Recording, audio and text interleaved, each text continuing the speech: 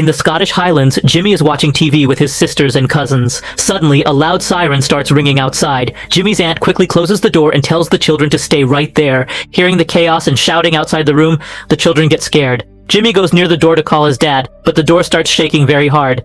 The next moment, the door is broken open by force, and zombie-like infected people enter inside. They attack the girls and eat them within seconds. They do not even notice that Jimmy is hiding behind the door. Jimmy gets a chance and runs, but while running, he sees his mother in another room being eaten alive. Running inside the house, Jimmy sees his relatives one by one turning into infected creatures, but somehow he manages to escape from the house. Outside, more infected are roaming around, so Jimmy runs straight toward the church, hoping that his dad will save him. But the priest does not think the infected are bad. He believes this is Judgment Day, and people are getting saved. He gives Jimmy his gold cross and says, "Just have faith." That same moment, infected break the windows and enter inside. Jimmy runs away, but his dad stays behind because he truly believes this is salvation. The infected attack him, and within seconds, they bite him and turn him into an infected too. This whole terrifying incident happened because of the rage virus. Continental Europe cut the UK off from the world. Now the entire place is a barren land where the survivors have to protect themselves. 28 years after the beginning, a small survivor community lives on Lindisfarne Island, which is connected to the mainland through a long causeway. Today, a young boy, Spike, is going to learn how to kill his first infected. Spike's father, Jaime, is making breakfast when he hears the sound of his sick wife, Isa, falling. Both of them run to her room, and Isa panics when she hears that Spike is going for training today. She has lost her memory. Most of the time she does not understand anything. Spike gets a new bow from Sam outside. When they leave the town, everyone cheers for Spike. At the town gate, Jenny reminds him of the final rule. If someone goes out, he can come back, but if someone does not return, no one will go to save him. Spike and Jaime cross the causeway and reach the mainland. Jaime tells him stories of the old days, and Spike gets shocked. He cannot believe that people once lived far away from the sea. In the jungle, they find a slow-moving infected with a bird sitting on its back. When it stops to eat worms, Spike shoots an arrow. It hits its neck, and the infected dies. Another infected comes from behind, and Jaime kills that one too with an arrow. The noise attracts more infected. Jaime kills 2 of them, but Spike asks him to spare one. Jaime feels proud, but Spike has a strange fear inside him about killing. Farther in the forest, they find an abandoned house where an infected is hanging upside down, with letters carved onto his back. Jaime explains that someone must have captured him when he was still human, and he slowly turned into an infected. Jaime tells Spike to kill him, but Spike gets scared. When the infected breaks free and falls on them, Spike panics and shoots an arrow. It hits the infected's head and kills him. As they walk ahead, Spike finds a half-eaten animal, and up on the tree, he sees its head and spine stuck. Seeing this, Jaime gets scared for the first time. Only an alpha infected can do this. He tells Spike to stay silent, but when they reach the open field, their fear becomes real. A whole pack of infected and their alpha leader. Both of them run back into the forest, and Jaime teaches Spike how to aim while running.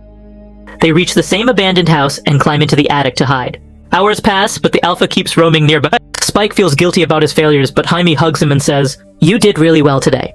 At night, Spike sees a strange dream where his mother is drowning in water, but it is not a dream and the whole house is shaking. Jaime wakes him up and both of them run outside just seconds before the entire house collapses.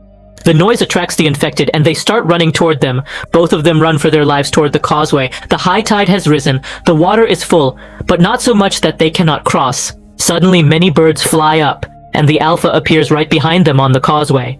Spike slips, but Jaime holds him and pushes him forward. Finally, they reach the land and Jaime whistles to alert the guard. The guard lights fall on the alpha and they shoot arrows to stop him. The alpha dodges them, so they shoot a burning arrow and it hits him directly and he falls. Jaime pulls Spike inside the gate. Inside, people celebrate Spike's first infected kill. But Spike does not like celebrating killing. When people lift him on a chair and offer him alcohol, Spike leaves everything and goes outside to vomit. At that moment, Spike comes outside, and from a distance, he sees Jaime secretly walking around with another woman. Seeing his father with another woman breaks Spike's heart. Spike goes back home where Sam is taking care of the sick Isa. Spike tells him the whole story of his day and then asks what the fire was that he saw yesterday. Sam tells him that maybe it was one of Dr. Kelson's works, and Jaime never talks about him. There must be some reason. But Sam does not say anything more. The next morning, Isa wakes up with terrible head pain and asks for medicine. Spike does not know where the medicines are. Meanwhile, Jaime returns home, but Spike does not even want to look at him and he leaves the room angrily. Sometime later, Spike gathers courage and asks Jaime why he did not call Kelson to check Isa. Jaime takes a deep breath and tells him that Kelson went crazy many years ago. And then he tells the horrifying incident from 15 years ago when he and his team went to find Kelson. They reached a large field where thousands of dead bodies were neatly lined up, and a huge fire was burning in the middle. Kelson was lifting those bodies and throwing them into the fire, and when he saw the team, he smiled and waved. Seeing this, everyone got scared and ran away. Spike insists, "Mom needs help. You are doing nothing. And you yourself, you are meeting someone else." Hearing this, Jaime gets angry and slaps him. Regret appears on his face instantly, but Spike runs upstairs crying and sits next to his mother. Jaime comes behind him, but Spike picks up a knife and says, "Stay away from us." Jaime could easily take the knife away, but he does not want to make things worse. He gives the knife back into Spike's hand and quietly walks out of the house. A little later, Spike sets a stable on fire, and then he runs to the guards and tells them that the town is on fire and that everyone needs help. He promises that he will keep watch until they return. But as soon as everyone runs to put out the fire, Spike takes the chance, lifts Issa, and both of them leave through the gate and start crossing the causeway. Seeing the causeway, Issa gets scared and starts calling for Jaime and her father. Spike calms her. "The doctor will fix you. Just trust me." Both of them walk the entire day and decide to spend the night in an old building. While keeping watch, Issa gets bored and wakes Spike up and starts telling him stories. Stories from before the outbreak. She says that Spike looks exactly like his father. Slowly, while talking, Issa starts calling Spike Papa. Spike helps her sleep and then sits to keep watch himself, but Spike is also very tired. After some time, he falls asleep, and an infected quietly enters inside. It starts chewing on Spike's shoelaces, but when it feels that these are not worms, it spits them out. Then it comes very close to Spike's face, and just when it is about to bite him, someone pulls it back. At that moment, Spike wakes up. He thinks it was all a dream, but a little distance away, the dead body of the same infected is lying there. Issa says, "I don't know what happened." But the flashback shows that she was the one who smashed that infected's head against a stone statue. Meanwhile, a group of soldiers is running for their lives from a horde of infected. Bullets are low, injuries are many. The infected attack them and bite them, turning them into new infected. The remaining soldiers are forced to shoot their own friends, and only 3 somehow escape. They reach a tunnel, close the gate, and shoot at the infected coming near. But as they go deeper into the tunnel, an alpha attacks them. It grabs one soldier and pulls out his head and spine in one move, and kills another soldier with the same spine. The third soldier gets terrified, starts running, and escapes out of the tunnel. Spike and Issa continue their journey. Issa's confused condition keeps causing problems again and again. Seeing an old statue, she sits in front of it and talks to Spike as if he is her real father. Isla's nose starts bleeding, and the smell attracts an infected, but Spike quickly shoots an arrow and kills that creature. A little bit of its blood falls on Isla's forehead, so Spike wipes it off fast so she does not touch it by mistake. Within seconds, more infected start coming, so both of them run as fast as they can, and Spike shoots arrows at any creature that gets too close. While running, they reach a gas station, and after many tries, they open the door and go inside. But so much gas is spread inside that it becomes hard to breathe. The infected also enter the station, so both of them have to keep running constantly. Spike picks up things and throws them at the creatures to slow them down, but the number of infected keeps increasing, and in the end, both of them get cornered in a dead end. At that moment, a hatch above them opens, and a soldier, Eric, tells them to hide. Then he shoots at the infected. Because of the gas, a big explosion happens, and the fire burns all those creatures Isla and Spike are hiding safely, so they survive. As soon as they get a chance, they come out of the building. Isla throws up and holds her head. Then Eric comes to talk to them, and when Spike cannot guide him properly, Eric becomes nervous. Finally, he decides to walk with them, and even offers to carry Isla. A few hours later, the 3 of them sit down and eat apples.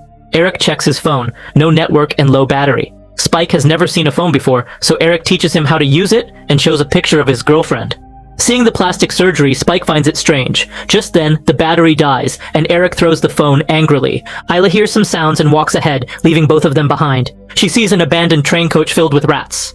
When she enters, Isla gets shocked. A pregnant, infected woman is lying inside.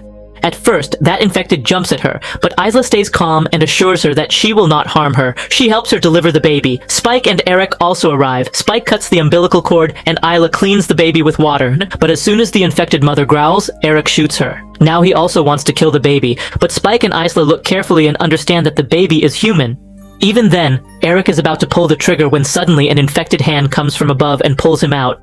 The same infected jumps inside. It is the Alpha, and it is holding Eric's head. It starts chasing Isla and Spike. Spike keeps shooting arrows. They do little damage, but the Alpha slows down. Finally, all 3 of them get out of the train. The Alpha also jumps out to chase them, but then Dr. Kelson arrives and knocks it out with a sedative dart. Kelson tells them that he puts iodine on his body to protect himself from the virus. He calls Eric's head Samson, the same Alpha. Spike asks for help for his mother, and Kelson takes them to his bone temple, a shrine where he has built pillars and towers from the bones of humans and infected. He cleans Eric's skull and tells Spike to place it in the tower. Later, Kelson examines Isla and tells them that she has terminal cancer. Isla breaks down, and Spike is shattered because he cannot understand why stealing medicine won't fix her. Isla hugs Spike and tells him that she suspected it for a long time, but now it is confirmed. She signals Kelson for mercy. Kelson explains memento mori and memento amoris, meaning to say goodbye with love at the right time. Isla gives the baby to Spike, then she goes into the forest with Kelson, where Kelson peacefully helps her leave the world. Spike gets lost in memories of his mother. Kelson returns and gives Isla's cleaned skull to him. Spike climbs the tower and places it on the top. The sun rises and the whole scene becomes deeply emotional. In the morning, Alpha Samson comes back. Kelson pushes the kids into a hidden pit. Samson tries to remove the lid, then breaks it and grabs Kelson, lifting him into the air. Spike quickly picks up a sedative needle and stabs it into Samson's hand. He becomes unconscious immediately, and Kelson survives. Spike takes the baby and returns to the town. He names her Isla and leaves her outside the gate with a letter for Jenny. The letter reaches Jaime. Spike has gone somewhere and does not want anyone to find him. He writes that Kelson is not crazy and the baby is completely clean. Jaime goes out crying to find Spike, but the sea tide is too high. He cannot go any further. 28 days later, Spike is wandering on the mainland. He hunts on his own and kills infected with a single arrow. Some infected chase him, and Spike runs to a big rock wall. There, he kills one infected. Just then, a voice comes from behind. Spike turns and sees a grown-up Jimmy wearing his father's cross. He has a team with him. Soon, many infected come, and they all jump off the wall and together kill them all. Spike and Jimmy laugh. They enjoy this fighting and killing. When the last infected falls, Jimmy shouts happily and says, "Spike, we should be friends." So friends, I hope you liked this video. If you liked the video, then like, share, and subscribe to the channel. See you in the next video. Till then, bye.